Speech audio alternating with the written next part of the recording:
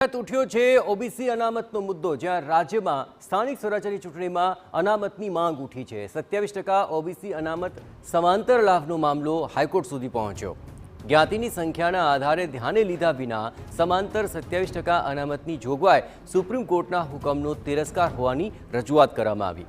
Justice ઝવેરીના વડપણ હેઠળ નિમાયેલી OBC commission રિપોર્ટની ભલામણોનું પાલન ન થતું હોવાની પણ આ અરજીની અંદર રજૂઆત છે।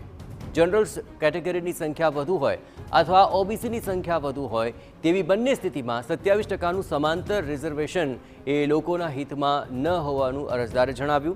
अरजी पर आज गुजरात हाईकोर्ट में सुनावणी हाथ धराशे। आ समग्र मामले वधु विगते बात करवा जोड़ाई रह्या छे टीवी 9 संवाददाता रोनक वर्मा।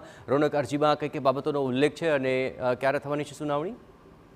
जी बिल्कुल जी, जे प्रकारे राज्य में ओबीसी अनामतनो मुद्दो छे ते पाछला केटलाय समयथी चाली रह्यो छे। त्यारबाद जे प्रकारे जस्टिस झवेरी कमिशननी रचना करवामां आवी हती, तेमनो रिपोर्ट छे ते पण राज्य सरकार पासे आवी गयो छे, परंतु ते रिपोर्ट छे ते पब्लिश करवामां हजी सुधी नथी આવ્યો। आ तमाम बाबतोनी वच्चे ओबीसी अनामतना मुद्दाने लईने जे કેટલીક જે भूल थई होय ते प्रकारनी रजूआत छे ते हाईकोर्टमां करवामां आवी छे। ते प्रकारनी अरजी पण गुजरात हाईकोर्टमां करवामां आवी छे।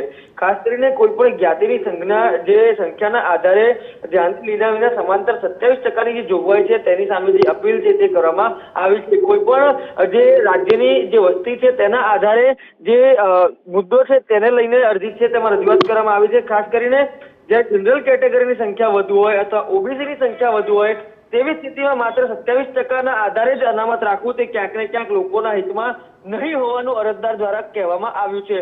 આ અરજી મામલે થોડીક જ વારમાં ચીફ જસ્ટિસની ખંડપીઠ સમક્ષ સુનાવણી હાથ ધરાશે, પરંતુ ત્યારે સૌની નજર રહેશે કે ચીફ જસ્ટિસ દ્વારા કેવું વલણ દાખવવામાં આવે છે, કેમ કે મુદ્દો છે તે ખૂબ જ સંવેદનશીલ છે। बिल्कुल रोनक, तमाम गतिविधियों पर आप नजर रखते रहो। हवे आ समग्र मामले कोर्ट शुं अवलोकन हाथ धरे छे अने सुनावણીની અંદર શું તથ્યો સામે આવે છે તે જોવું મહત્વપૂર્ણ બની રહેશે।